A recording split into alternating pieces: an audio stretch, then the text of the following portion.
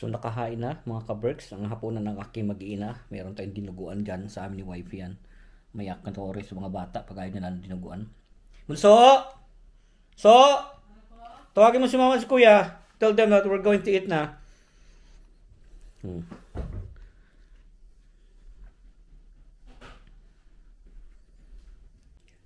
Kumusta mga ka-Berks? Magandang buhay sa ating lahat. Grabe ba no? So ngayon mga ka-Berks, samahan niyo ako.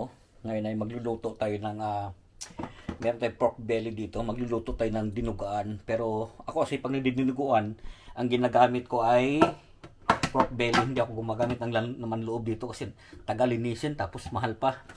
Tapos meron din tayo ditong chicken thigh kasi gagawa pa tayo ng yakitori. Kasi yung mga bata, hindi ko lang alam kung kakain sila ng dinuguan. Pero si Joshua, si Bunso, kumakain, si Kuya ko hindi. Kaya gagawan ko rin ng yakitori. So simulan na natin ang ating pagluluto. Maghihiwa pala muna tayo bago tayo magluto. So simulan natin mga ka-Berks. Unahin natin itong dito, chicken thigh, yung yakitori kasi mamarinade natin yan sa asin tsaka black pepper. Unahin natin yan. So tatanggalan lang muna natin ito ng lahat yan. Tatanggalan natin ng skin. Itong skin na to ay pinibigay natin sa ating kaibigan at ginagawa niya ano to, chicharon, pang pulutan namin. So tanggalan muna natin ang skin mga ka-Berks. Yan. Ganyan lang. Lagay natin yung skin dyan. Tapos tanggalan din natin ang kanyang buto. Kasi yung buto, huwag mong sasagarin kasi itong buto, pwede itong pinapakulo ko to pag nagawa ko ng ramen. Ayan o. Tapos i-cubes lang natin. Hindi na natalas ang ating kutsilyo Color coded yan natin ano guys mga ka-Berks. Color coded yan. Pag meat robit ay dapat pula. Pero hindi matalas ang ating kutsilyo Yan. Mga ilang piraso lang sa kanila, sa mga bata lang naman, okay na kanila yan.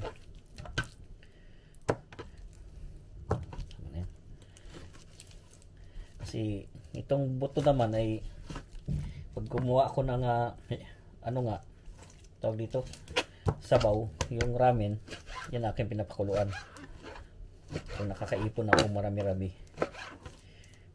Next week siguro mag-ramen ulit tayo. Ayan lang ganun lang kasimple mga ka-Berks.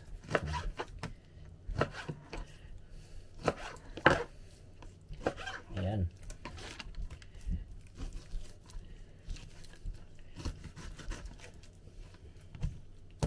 Lagay muna natin dyan ang ating dito.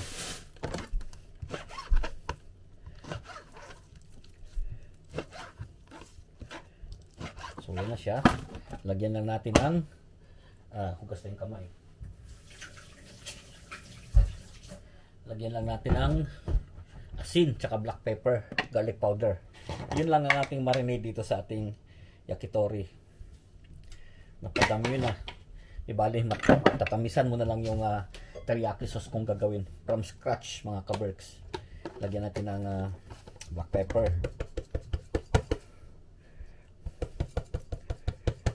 Wala na. Di tayo nakabili kanina. Doon na kami kanina galing sa kanina ba? Meron ba ako dito yata? Yung perdarug. Ayun meron pa. Yung kasi course yan ito. Meron akong powder talaga yan. Nakalimutan ko nakabili na sana kanina doon. Meron tayo yan Yan. Powder. Sayang. Doon na kami galing kanina sa Wingyep. Tapos saka natin yan i-marinade. Set aside natin muna yan. Tapos saka natin ito hiwain naman tong pork belly naman ang ating hiwain. Nilipis.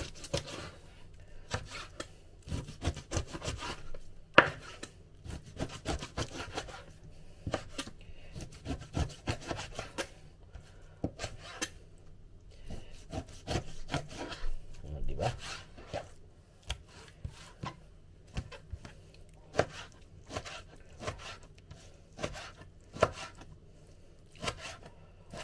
Hiwain natin lahat yan mga ka-Berks.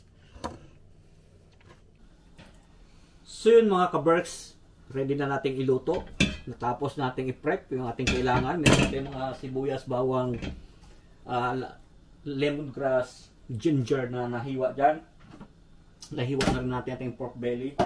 So pinapainit lang natin itong ating mantika, parang mainit na siya.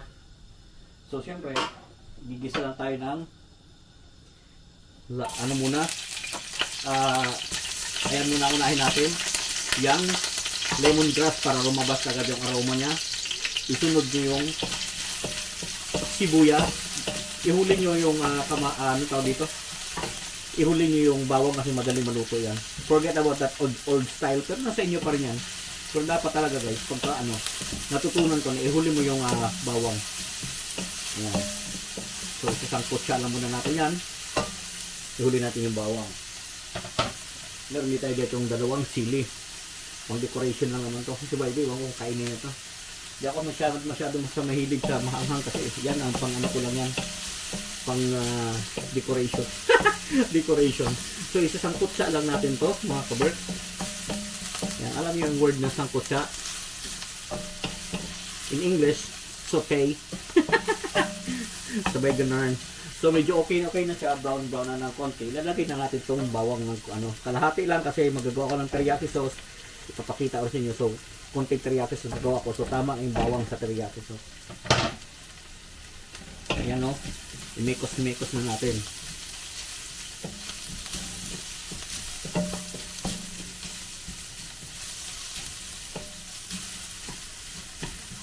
Hintayin natin itong mag-brown. Itong mga ating gini.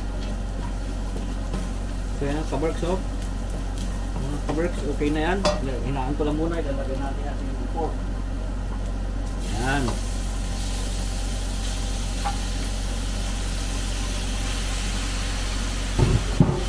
Yung kamay.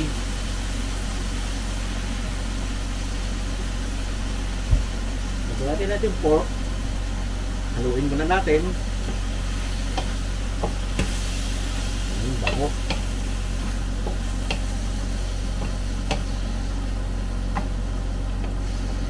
Ayan. Kasya kaya itong ating dugo. Kasi isang pack lang na yung dugo ko kasi mga kaberks. Kasya kaya parang hindi Isang pack lang ang dugo. Tapos nabutas pa kanina kaya nabawasan.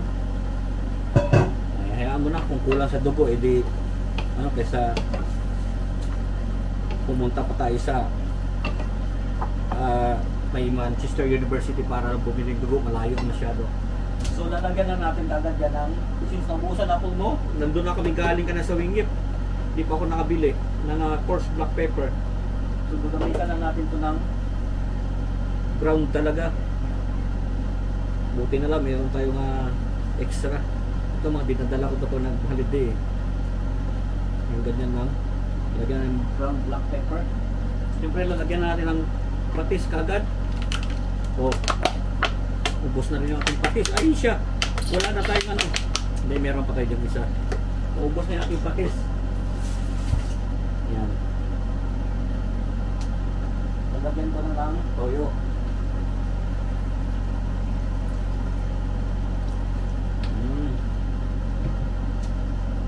Ganyan lang yan sa mga kaberks, no? Tapos saka natin lakasan yung apoy at ihalo natin.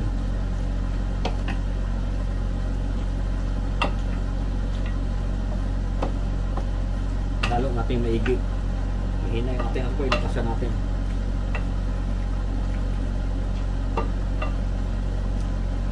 Sarap nito. Nakakamiss din minsan kumain ng ganito na ng dinuguan.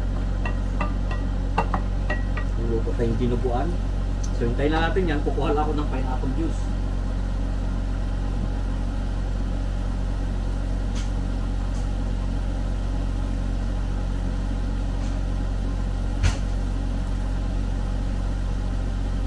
So ba mayroong pineapple juice yan? Yan ang pinagtutubig ko kasi. Yung pineapple juice. Hindi ako gumagamit ng water. Pero pwede na sa inyo yan. Pwede, mas masarap yung pineapple guys. Ayan o. Lagyan ko na ng pineapple juice. Bago natin takpan at palambutin ang pork.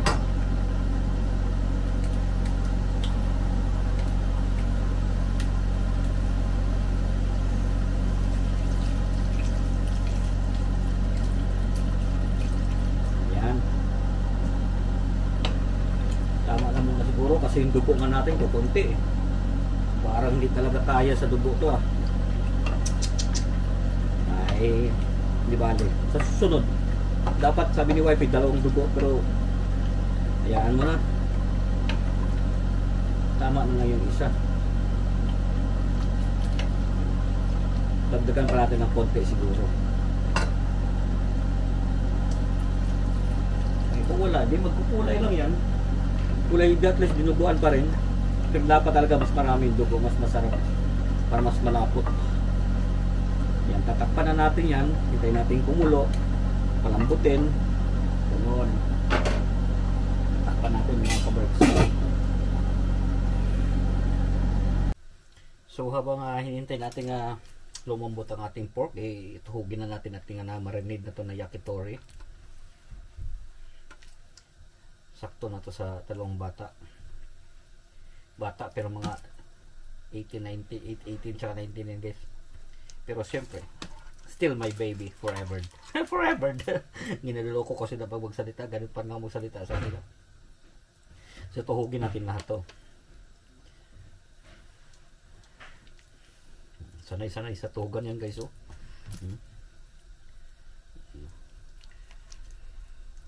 So tuhugin natin lahat to. So natapos natin ituhugin ng ating yakitori. Para sa mga kuya ko ito bunso, check natin kung may rice. Kunti na lang ating kanin mga kaberks. So magsasaing na rin lang tayo. Hindi nakakasya sa amin yung 4. Ayan. Diretso na tayo, magsaing na rin tayo. So kumulo na rin ang ating pork na pang dinuguan. Lalagyan natin pala ng laurel na yan para mas mabango. So yun, init. So lalagyan natin ng laurel. Laki ng mga dahon ng laurel dito mga kaberks oh. Dadasalan natin yan. Lagyan natin ng yan. Mas maraming laurel, mas masarap. Yan.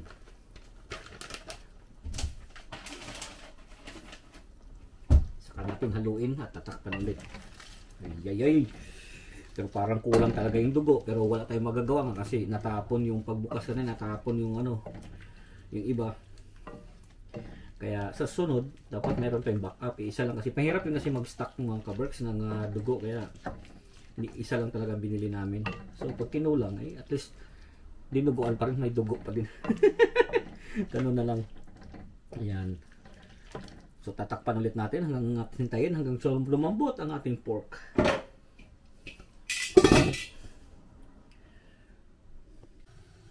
So mga kaberks nagsaing na nga rin tayo kasi hindi natakasya siya sa aming yung isa natira doon na rice. So nagsaing na rin ako dito sa salad master natin na skillet. Salad master baka naman di ba? Nagsaing na rin tayo para sabay-sabay na.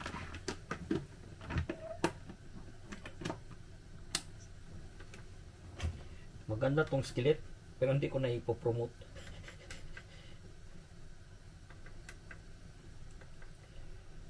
Ayan.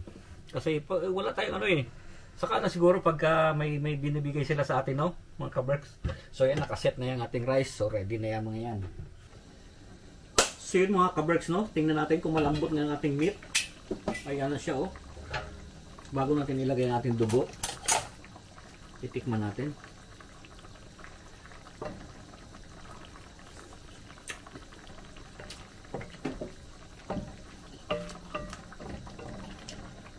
Konti pa.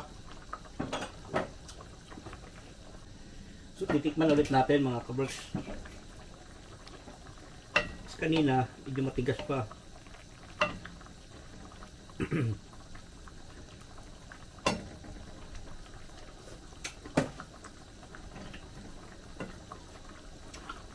Yung may buto na kuha ngayon, malambot na. Ready na. Okay na to. Lagay na natin yan. Matabang pero mamaya natin titimplahan ng patis pagka ilagay na natin yung dugo. So kung napansin nyo mga kaberks, hindi ako lagay ng suka kasi ang style ko, turo sa akin ng tatay ko, sa dugo naglalagay ng suka. So dito talaga ako naglalagay. Hindi ko alam yung ibang style nyo, pero sa ako dito, yun kasi ang turo ng tatay ko. So, nasanay ako ng ganun. So, paano ba to? Diyan na lang, makikita nyo ba? Para alam nyo na ano, yan. So, ginagawa ko lang, tinuturo sa akin ng tatay ko nun. Ayun yung dugo ko, ayun o. Yan. Kita ba hindi? Yan. Habang ilalagay mo itong suka na konti, kasi isa lang itong ano, hinahalo. Yun ang style. Yun ang turo sa akin ng tatay ko. Konti pa. Ayan. Ano, siguro yan. So, since malambot na yung ating ano, ang ating tawag dito, ang ating meat, so ilalagay naman natin yung dugo na. So, ganun din ang style. Lakasan natin yung apoy. Ihaluin nyo lang ng haluin. Hindi ko alam yung diskarte nyo, pero ako ganun. Ayan o.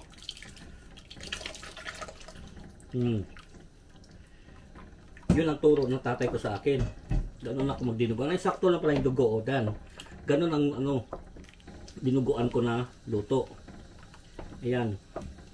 Pero yung iba, hindi ko alam na kanya-kanya naman kasi tayo talaga ng style. Yung iba may dinuguan na may gata. Ayan o.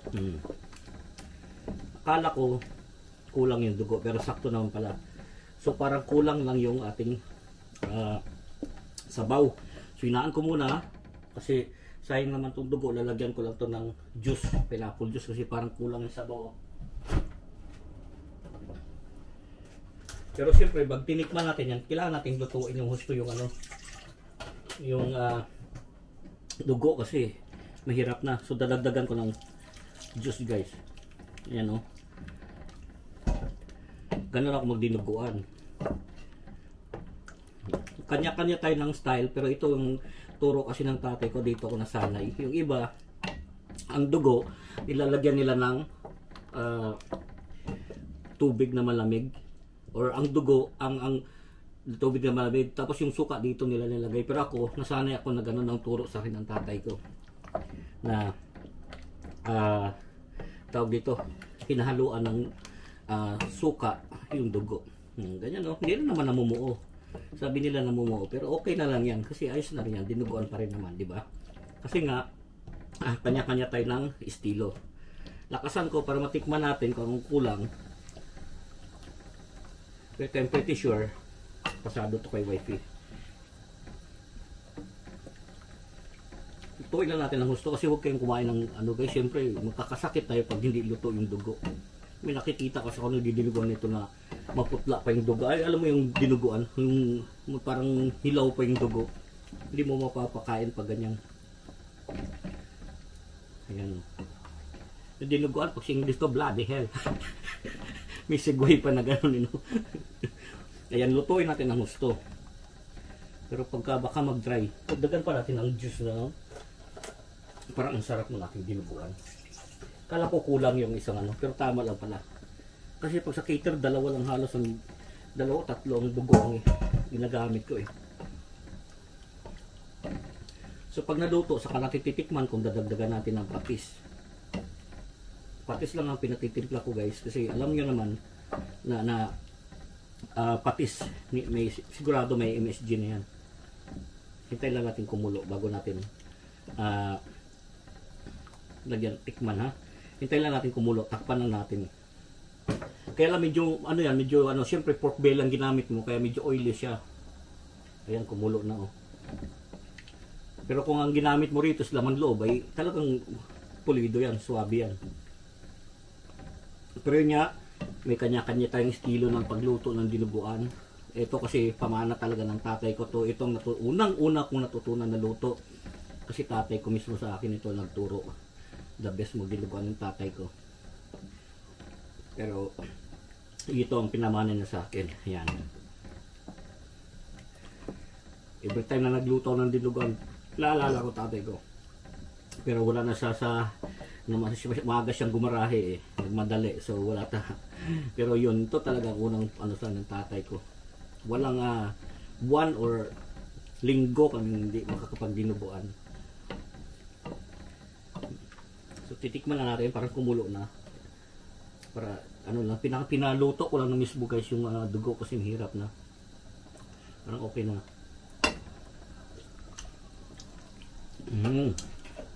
Sarap. Kulang ng patis, kulang ng alat.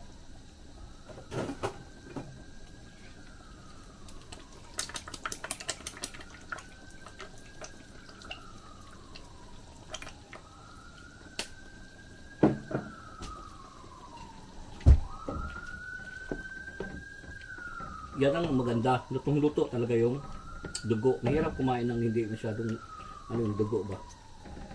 Luto kasi mahirap na tayo mag-ano. Kuha tayo ng laman. Huwag naman yung buto. Laman ang ating titikman. Yan.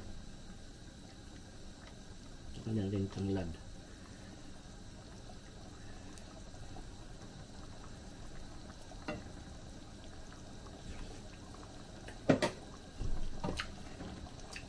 Mainit. Sarap.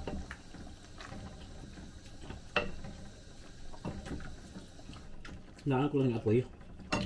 Pa sa akin kulang pa yung alat. Patis lang talaga inaano ko guys.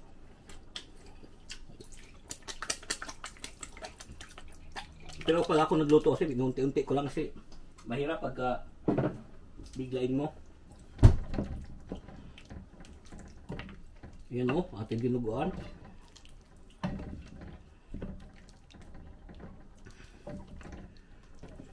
Tikman ulit natin sa sabaw.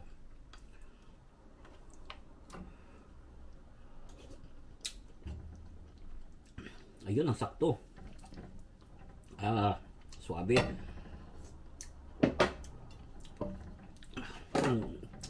Ito na ba yung kanin ko? Naluto na yung kanin. Nagutom na ko. Una sila tayong kakain ko. Tulog si wifey. Oh, sarap. Sabaw pala. Ulam na.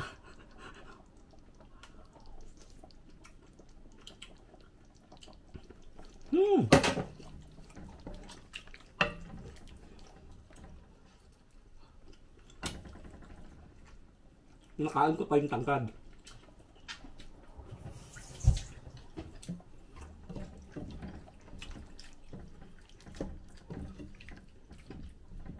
So, naluto na natin to ating dinuguan. Tama na yan. Magluluto naman tayo ngayon ng teriyaki sauce. Tingnan ko yung alat guys. Parang di talaga ako satisfied.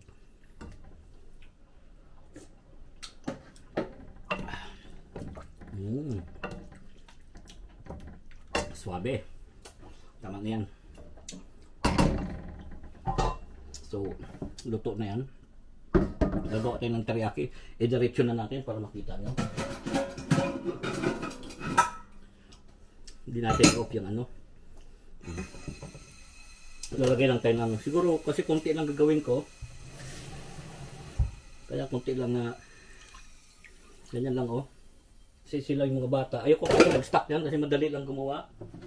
Lalagyan ko ito kung kanina natin ano guys oh. Garlic. Mas maganda mas maraming garlic.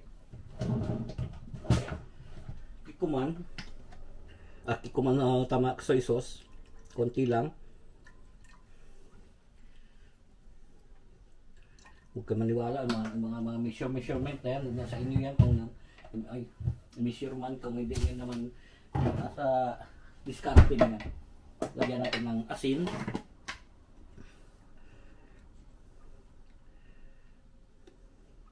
Napadami. Konti lang. Kasi konti lang gagawin ko. Kasi wawalang piraso lang yung aking yakitori. So, every now and then gumagawa ako ng sauce talaga. Lagyan natin ng oyster sauce. Yan. Pero mas maganda yung soda, yung teriyaki. Pero wala akong soda eh. Wala tayong dito. Yung ano ba? Sprite. So pwede na yan guys, yung ganyan. Haluin nyo lang. At mahina lang yung apoy. Pakukuluin nyo to. Tapos lagyan natin ng mirin. Meron ako rito mirin. Ayun ang mirin. Diretso na natin itong ating mirin.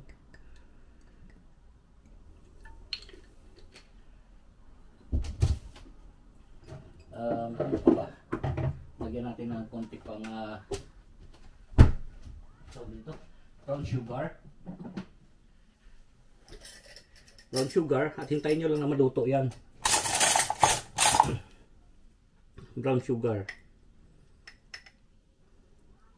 Konti lang muna kasi baka sumubrang tamis naman. Dissolve lang natin, titik lang natin para diretso na.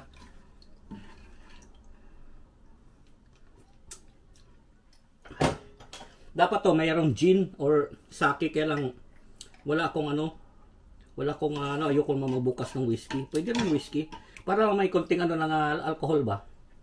Yan na yan. Lakasan natin ng konti. Napakadali to gawin. Tikman natin. Kulang, maalat pa talaga. So, damihan na natin. Kailangan matamis, nagtalo yung tamis tsaka ano kasi. Tamis tsaka yung alat ba. Tapos lalagyan ko pa ng konti pang mirin. Asan yung ating mirin?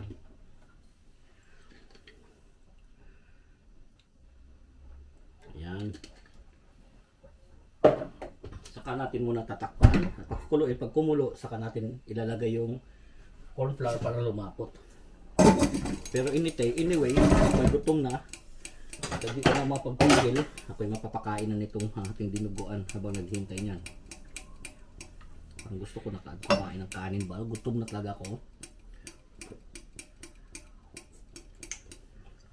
Masarap.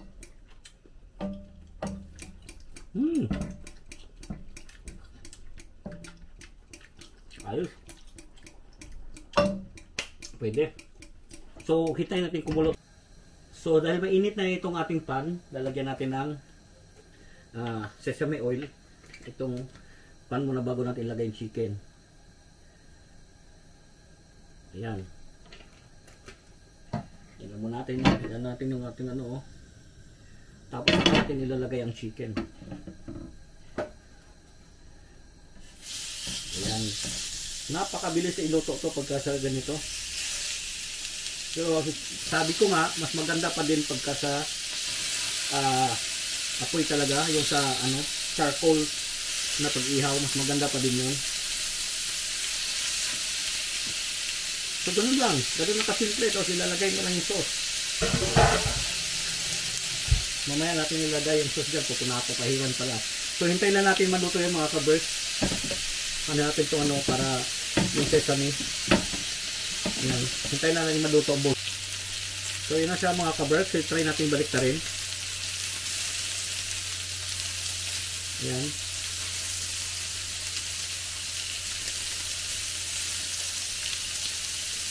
Ganun na rin natin para ano siya.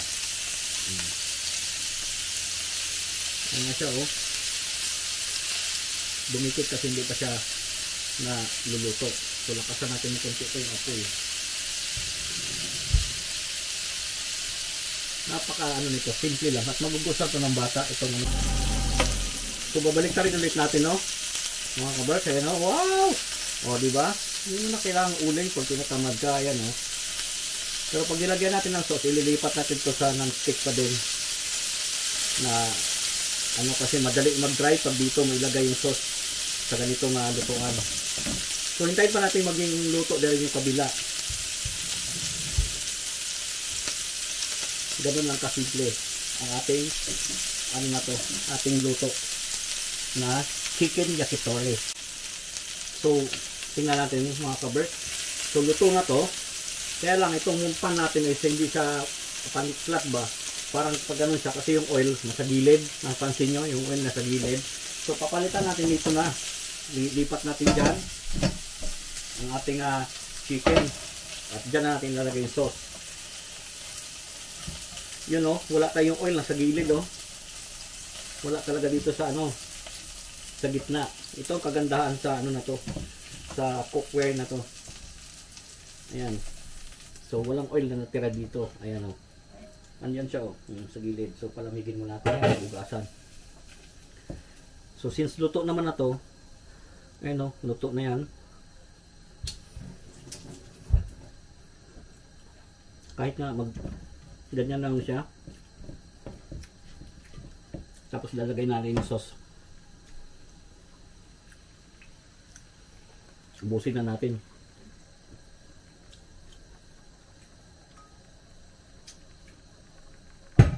Sarap. Sarap natin teriyaki sauce.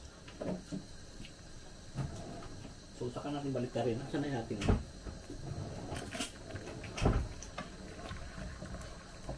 Ganyan lang. Lununurin natin sa teriyaki sauce.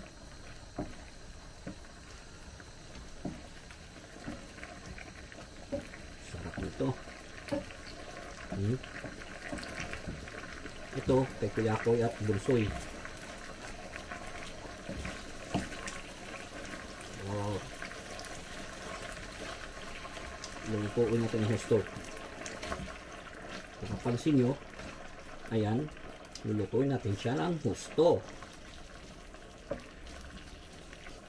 So, habang niluluto natin yan, prepare natin sa ating paglalagyan yan. Dito natin ilagay para may prepare natin ating sesame seed. Kasi na ating sesame seed. Yung ating white sesame seed. Dito. Mahirap pag matangkad masyado. So, black na lang saka white. At mix natin. Yan. So, since luto na nga siya, huwag nyo na masyadong patagalin kasi magdadry. Yan na siya, oh. Ooh! Sarap nito. Promise. So, lilipat na natin yan dito mga ka-Berks. Ayan, lilipat tayo dyan. At ipi-plating na natin yun dyan, ha. Kung nakita nyo naman, oh. Yan ang ating, hi Britney. Hi Britney. So, i-off na natin yung mga ka-Berks yung ating doon. Ayun na siya, oh. Oh, wow.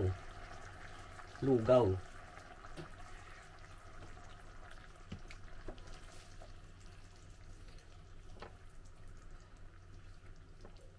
Ayan.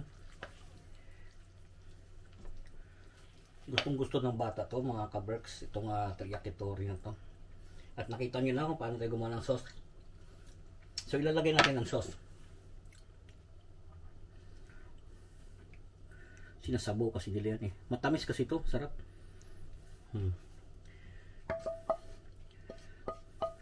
Tama na yan. Tapos, grabe yung sauce ah. Lagyan nila ng black sesame seed. Woo! O diba? White sesame seed. Perfect! So, yun ang ating chicken yakitori. Para sa mga junakis natin to mga ka-Berks. Oh. Chicken yakitori. So yun nga mga ka-Berks, napagluto na tayo sa ating pamilya at nakahain na din sa ating lamesa ang ating pagkain. Ayan na. So yun lang, ganito lang ating buhay dito sa England. Pag-off, magluluto tayo sa ating pamilya. Sikap lang tayo sa buhay, ganyan lang. Hindi natin pahabayan pa. Lagi kong sinasabi, keep us all safe. God bless us all. Magandang buhay. Thank you for watching. Dinuguan chicken yakitori.